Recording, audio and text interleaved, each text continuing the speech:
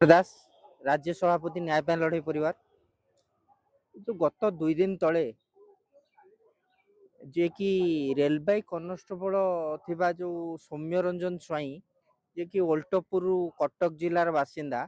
से तांकर जो जिम सेंटर थिला एवं गोटे सामान्य इनसीडेंट को लेकर गोटे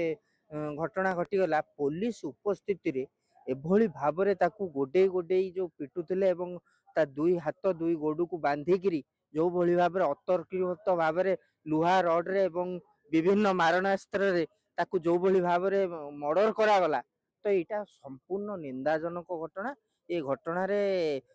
पुलिस संपूर्ण मात्रा रे दायी।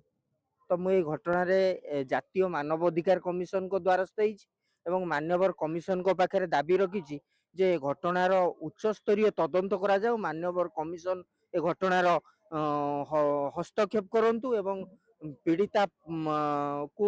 न्याय दियंतु एवं दोषी मानक विरुद्ध रे कठोर कार्यानुष्ठान निया जाऊ आउ तांको परिवार को 50 लाख टंकार क्षतिपूरण दिया जाऊ। ए सब ये घटना निहाती एक हृदय बुदारे कर गोटे बिले पुओ ताकू मार दिया गला। जो भली भाबरे तांको गाँ रे भी जो भली शोकाकूल परिस्थिति सृष्टि होईची ए घटना रे मुख्यमंत्री भी पदक्षेप नेबा दरकार आ पुलिस इतरे संपूर्ण मात्रा रे भूमिका रही एवं ये घटना रे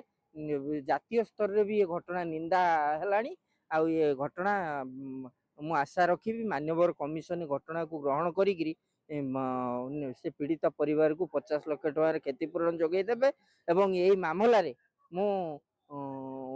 डीसीपी कटक कमिशनर ए जो डीसीपी भुवनेश्वर कमिशनर भुवनेश्वर एवं डीजी पुलिस ओडिशा गृह सचिव ओडिशा मुख्यमंत्री ओडिशा राज्यपाल ओडिशा को पक्षभुक्त मध्य करिछि। ए सब आज्ञा आज्ञा आज्ञा हाँ इटा माने संपूर्ण मात्रा रे माने पुलिस प्रशासन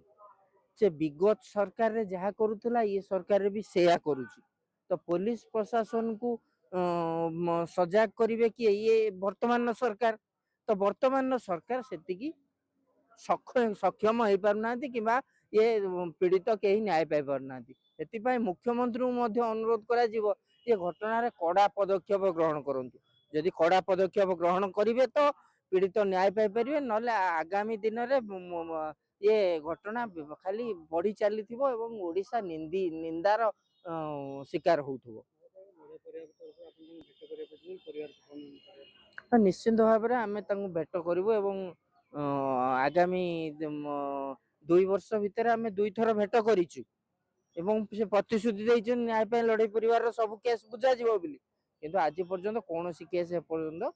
इन्वेस्टिगेशन हेलानी किंबा तदंत परिसरभुक्त गलानी सेतिपई आमे मुख्यमंत्री आगामी दिन में भेटू एवं ये आंदोलन को तीव्र करू। हाँ निश्चिंत निश्चिंत आम सौम्य परिवार को न्याय पे लड़ाई परिवार तरफ देखा करूँ एवं परिवार को न्याय प्रदान यथा संभव साहाय्य करूँ।